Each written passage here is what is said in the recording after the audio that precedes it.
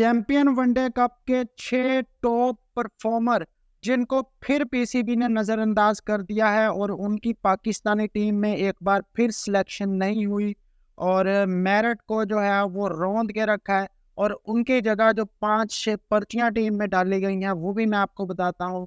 असल में कल इमर्जिंग एशिया कप का स्क्वाड अनाउंस हुआ और उसके अंदर जो है वो कुछ ऐसे खिलाड़ी सिलेक्ट कर लिए गए जिनको शायद आप लोग अगर नाम सुनेंगे तो शायद आप पहली दफ़ा उन खिलाड़ियों का नाम सुने। और चैंपियन वनडे कप को तो सब ने ही देखा है, जिस तरह मोहसिन नकवी साहब ने उसकी हाइप क्रिएट की कि जी हम इस वनडे कप से खिलाड़ियों को सिलेक्ट करेंगे पाकिस्तानी टीम के लिए।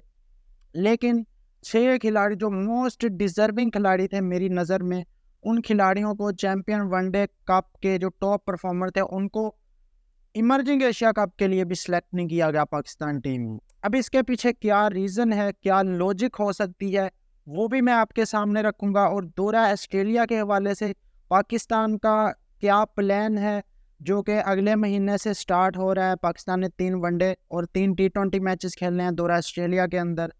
उसमें कौन कौन सी चेंजेस होने वाली हैं टीम के अंदर, वो भी मैं आपके सामने रखता हूँ। सबसे पहले बात कर लेते हैं इमर्जिंग एशिया कप के हवाले से, जो कि ओमान के शहर में शुरू हो रहा है और 17 अक्टूबर से 27 अक्टूबर तक एशिया कप खेला जाएगा, इमर्जिंग एशिया कप। इसमें पाकिस्तान का जो ग्रुप है उसके अंदर इंडिया की टीम है, उसके अलावा ओमान और यूएई, ये 4 टीमें पाकिस्तान के ग्रुप में रखी गई हैं। और दूसरे ग्रुप में हांगकांग है, उसके अलावा बांग्लादेश, श्रीलंका और अफगानिस्तान, ये 4 टीमें दूसरे ग्रुप में हैं। पाकिस्तान अपना मैच जो इंडिया ए के खिलाफ खेलेगा वो 19 अक्टूबर को खेलेगा पाकिस्तान।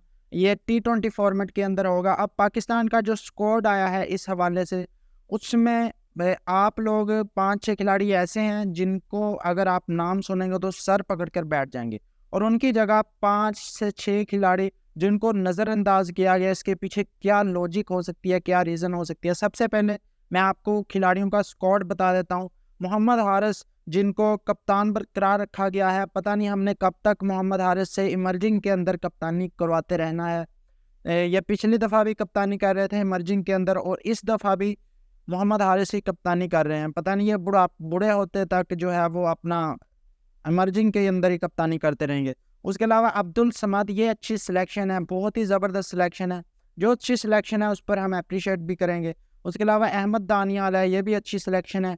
अहमद दानियाल ने भी एक मैच मैंने ग्राउंड में बैठकर जो देखा उसके अंदर अच्छी बैटिंग की पहले, उसके बाद नया बॉल करते हैं, लाहौर कलंदर की तरफ से ये आए हैं। उसके अलावा Arfat Minhas left arm spinner है, अच्छी बैटिंग भी कर लेते हैं। उसके अलावा हैदर अली को मौका मिला है इमर्जिंग के अंदर, हसीबुल्लाह को मौका मिला है, मेहरान मुमताज़ को मौका मिला है, ये भी डिज़र्व करते थे।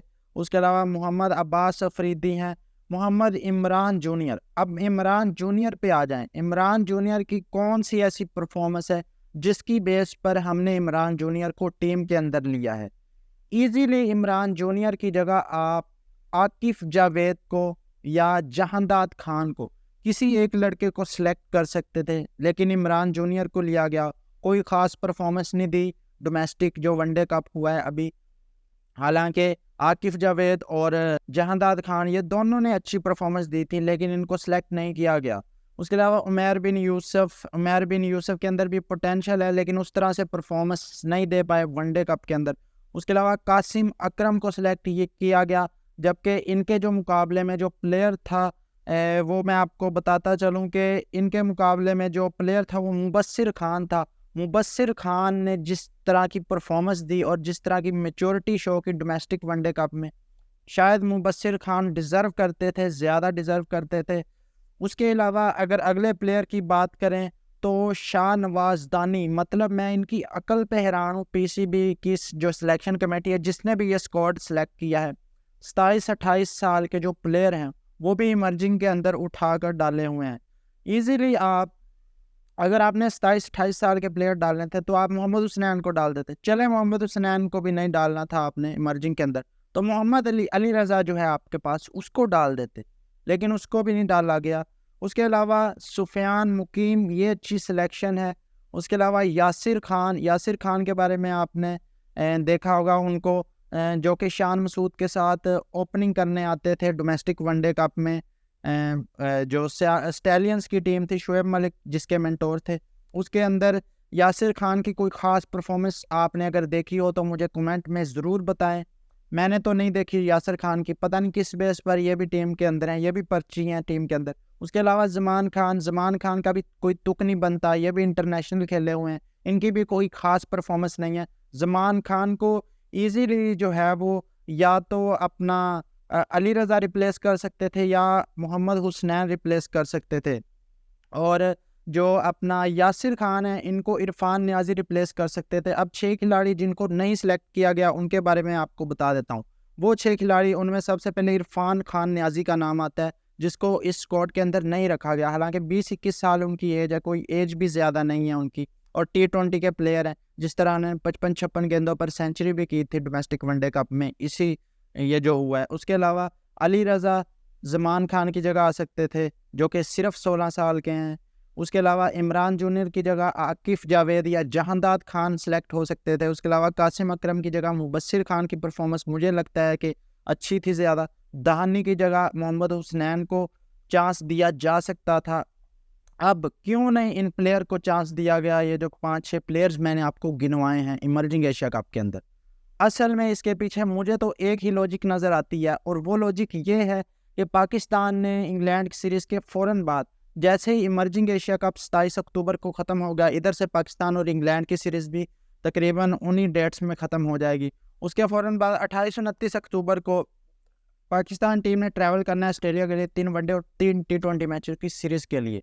अब प्लान ये हो सकता है पाकिस्तान के कोचेस की जानिब से, मैनेजमेंट की जानिब से, कि ये जो 6 खिलाड़ी हैं ये डायरेक्ट एंट्री मारेंगे दौरा ऑस्ट्रेलिया के अंदर। मैंने आपको पिछली वीडियोस में भी मैंने आपको कुछ खिलाड़ियों के नाम बताए थे, उनमें मैंने इन खिलाड़ियों का भी जिक्र किया था कि इन खिलाड़ियों को डायरेक्ट जो है एंट्री मिल सकती है, ख़ास तौर पर आकिफ जावेद को, मोहम्मद हुसनैन को और मुबस्सिर खान को। उसके अलावा जो अपना इरफान नियाजी आते हैं और जहांदाद खान, ये 4-5 खिलाड़ी ऐसे हैं जिनको डायरेक्ट एंट्री मिल सकती है दौरा ऑस्ट्रेलिया में। T20 के अंदर भी कुछ खिलाड़ियों को मौका मिल सकता है और कुछ को वनडे के अंदर भी मौका मिल सकता है। तो अब देखते हैं कि क्या प्लान है PCB का। हालांकि ये ज़्यादा जो खिलाड़ी हैं ये 5-6 ये मोस्ट डिज़र्विंग खिलाड़ी थे। अब इनको लाजमी तौर पर दौरा ऑस्ट्रेलिया के अंदर मौका मिलना चाहिए। बाकी आप लोगों की क्या राय है? किसी प्लेयर के साथ इमर्जिंग एशिया कप में ज़्यादती हुई है?